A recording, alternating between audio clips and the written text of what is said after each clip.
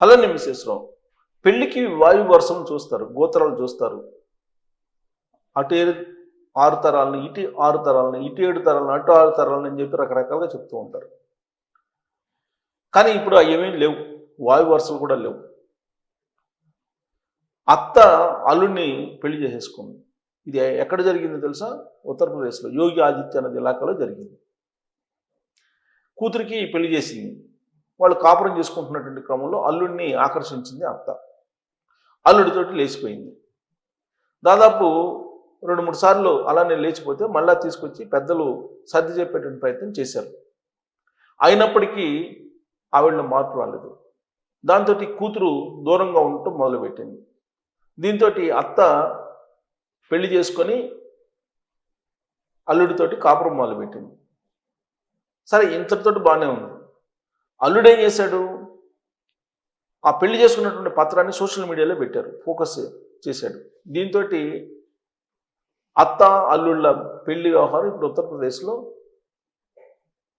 ప్రాచుర్యం పొందడంతో పాటు ఇప్పుడు సోషల్ మీడియాలో వైరల్ అవుతుంది ఆ వీడియో. అది కూడా యోగి ఆదిత్యనాథ్ సీఎంగా ఉన్నటువంటి రాష్ట్రంలో ఇలా జరిగిందని. అంటే ఎందుకు అక్కడ హిందూ సాంప్రదాయాలు, హిందుత్వం, సనాతనం ఇవన్నీ కూడా యోగి ఆదిత్యనాథ్ విస్తృతంగా ప్రచారం చేస్తున్నారనేది ప్రపంచంలో అలాగే భారతదేశంలో చెప్పుకుంటూ ఉంటారు. కానీ ఇప్పుడు అల్లుడిని పెళ్లి చేసుకున్నటువంటి అత్త కథ బయటకు వచ్చింది. ఆ కూతురేమో అల్లుడితోటి కాపురం చేస్తూ ఉంటే కూతురు కాపురాన్ని చెడగొట్టి అల్లుడిని ప్రేమలోకి దించింది అత్త. ఆ ప్రేమ కాస్త పెళ్లి దాకా వెళ్ళింది. దాదాపు కూతురుతోటి అత్తతోటి 4 సంవత్సరాలు కాపురం చేశాడంట అల్లుడు. అంటే పెళ్లి చేసుకున్న తర్వాత 4 ఇయర్స్ అత్తతోటి కూడా ఉన్నాడు. సో అత్త ప్రేమలో పడిపోయింది, అల్లుడి ప్రేమలో. లాస్ట్కి కూతుర్ని ముంచేసింది, అల్లుడిని పెళ్లి చేసుకుంది, ఇప్పుడు కాపురం పెట్టేసింది.